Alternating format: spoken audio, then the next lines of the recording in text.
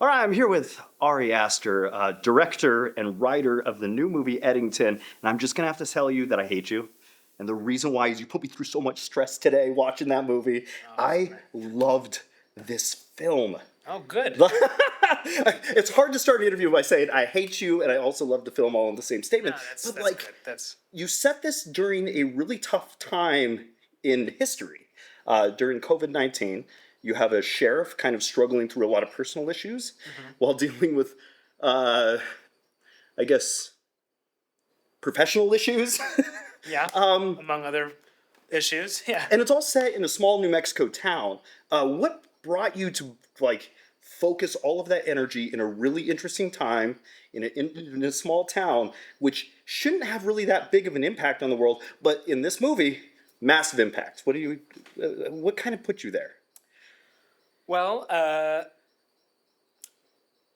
I'm from New Mexico. Yes. I grew up here, so I wanted to make a film in New Mexico. I've wanted to for a long time, and in late spring, early summer 2020, I was here in New Mexico, and I just wanted to make a film about the environment, and I don't mean the environment in New Mexico, but rather what was happening in the country, what was happening all over the world, but just basically make a film about a bunch of people who are living on the internet and who are living in different realities. And then make a film about, what happens when these people who are not reachable to each other and they're living in separate realities, what happens when they start bumping up against each other? And what's the logic that comes out of that, right?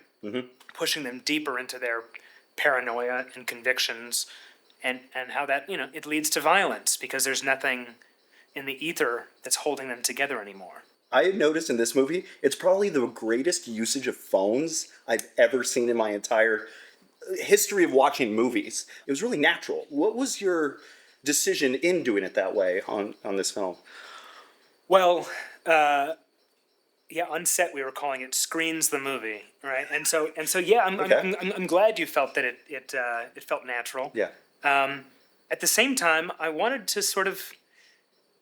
them to be so pervasive that they almost became like nauseating. Like, to almost have them be to have them over time become kind of overwhelming. Yeah. And so, yeah, it's and just to foreground all of that, because I think we're living in a really weird time, and it's easy to forget that because, again, all these things are so pervasive that they become ambient, and things that are obvious kind of become less so when they're ambient, right? It becomes banal. But but the way that we're living on these phones, and then what's coming with AI, already that's been kind of normalized, but it's fucking weird. It's weird. When my son elect Ted Garcia for mayor, we can't go back. We can only go better. Your movies do have a lot of themes about generational trauma, and I've noticed that. Is there a reason, or do you have a feeling that you have to highlight some of this generational trauma in some of these films, or why it's important for you to kind of cover some of these themes in movies? It's not as it's not so conscious as all of that. But I don't know. We've all got trauma. We do. Yeah, that's pretty much all there is. It gives every character one heck of a backstory, or at least history to their story. Yeah. Right. Yeah. No. And I think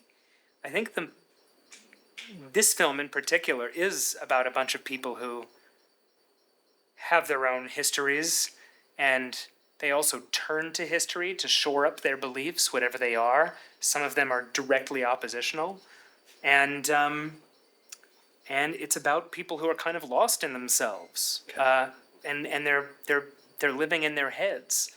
And so, yeah, it's I more than any other film I've made, I want this to sort of function as like a landscape, where it's Joaquin Phoenix is his character, Sheriff Joe Cross. He's the main character, but I want I wanted to pull back as far as I could and give as broad a picture of the political, ideological landscape as possible.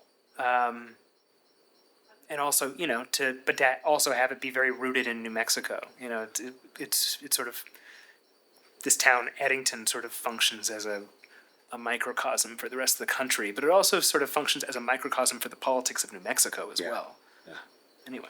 Well, I want to thank you for making this movie. It was an incredible film. I absolutely loved it. I was stressed out from beginning to end. I'm a huge fan of Twin Peaks, so it kind of reminded me of, like, you are? I go out to Twin Peaks up to North Bend twice a year to go visit some of their events, so it just put me into, like, the New Mexico version of that, following the Sheriff's Department. Absolutely loved it, so I really want to thank you for all your work. Thank you. So there it is.